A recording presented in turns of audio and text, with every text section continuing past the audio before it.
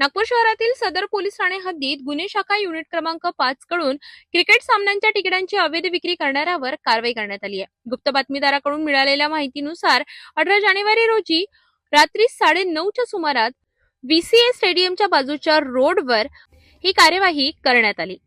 या कारवाई दरम्यान मोहम्मद आदिफ शेख इजाज वय वर्ष 18 राहणार ताजनगर याला ताब्यात घेतले आहे। आरोपीची पंचासमक्ष अंगझडती घेतली असता त्याच्याकडून 650 रुपये दराचे क्रिकेट सामन्याचे 2 तिकीट जप्त करण्यात आले।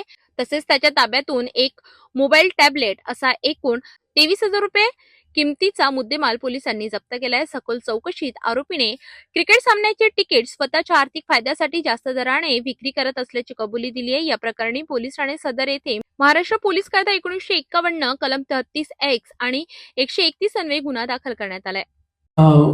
आपल्याला माहिती आहे की नागपूरमधील जामठा स्टेडियम या ठिकाणी भारत आणि न्यूझीलंड यांची 21 तारखेला क्रिकेटची T20 मॅच आहे। त्या अनुषंगाने काही शहरातील काही व्यक्ती ही तिकिटाचा ब्लॅकमेलिंग मार्केटिंग करून त्या आधारे मोठ्या रकमेला तिकीट विकून लोकांची फसवणूक करत असल्याची माहिती प्राप्त झाली आहे। त्या अनुषंगाने आमचे युनिट 5 क्राईम ब्रँचचे पथक SC नजीर आणि इतर कर्मचारी हे पेट्रोलिंग करत असताना त्यांना VCA ग्राउंड सदर या ठिकाणी एक व्यक्ती संशयास्पदरित्या तिकीट घेऊन जादा भावाने विक्री करत असल्याची माहिती प्राप्त झाली।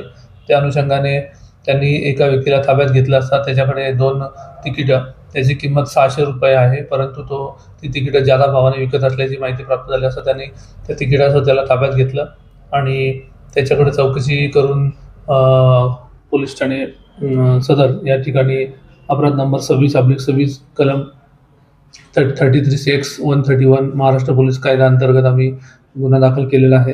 यातील जो आरोपी आहे याचं नाव आहे मोहम्मद आदिफ शेख इजाज वय 18 वर्ष राहणार ताजनगर टेकानाका पोलीस ठाणे पाचपावली याच्या विरुद्ध असा अपराध आम्ही रजिस्टर केलेला आहे। आणि याद्वारे आम्ही नागरिकांना सुद्धा आवाहन करतो की जी मॅच सुरू आहे अधिकृत तिकीट आपण वेबसाईटवरून किंवा अधिकृत सेंटरवरून तिकीट खरेदी करावं।